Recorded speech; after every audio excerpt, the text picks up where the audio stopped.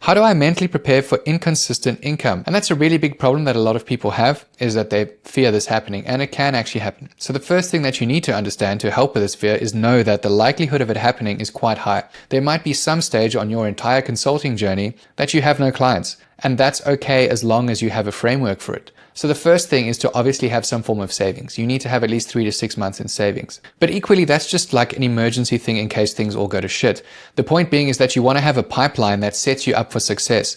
So you don't have all your eggs in one basket and just waiting on referrals from someone. Work with different partners, work with partnered recruiters, have warm leads that you can reach out to, work with boutique consultancies, work for larger vendors. All of those different people have different methodologies of work, which means if you have relationships with all of these people, you have a whole bunch of different people bringing you leads at different times. Now, it's important that you need to manage these people at the same time, even if you are on other contracts. For instance, don't ever not help a recruiter if you can help them and they reach out to you and you're busy on a project already. Refer them friends who they might find useful and things like that. It just keeps the relationship going, so then when it comes back to you needing something, you're not just going there only when you want to take from them, you're also giving back. And the same thing happens with other partner consultants that you might have, or other boutique consultancies that you're working with. You want to make sure that you're nurturing that relationship too, because again, the exact same thing with recruiters. If you can refer people to these boutique consultancies to help them get a job done, it means when it comes back to you needing work, you're going to be able to get something from them a lot faster, and perhaps even at a priority, because again, you're helping these people, whereas other people generally just take a lot. So coming back to the specific question,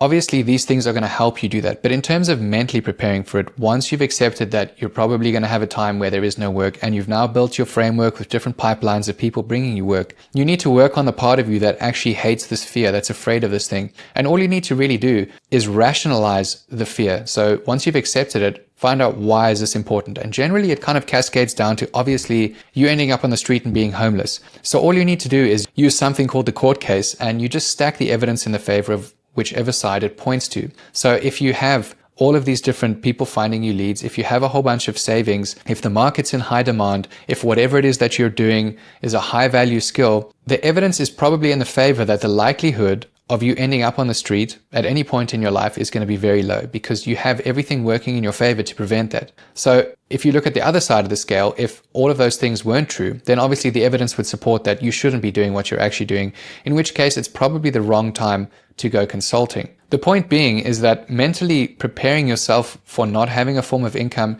really just comes down to prioritizing your thoughts and understanding the truth behind whatever the thoughts are. Because if you don't have a truth to work from, then everything else that you build upon is just complete bullshit, in which case your fear gets worse and worse and worse.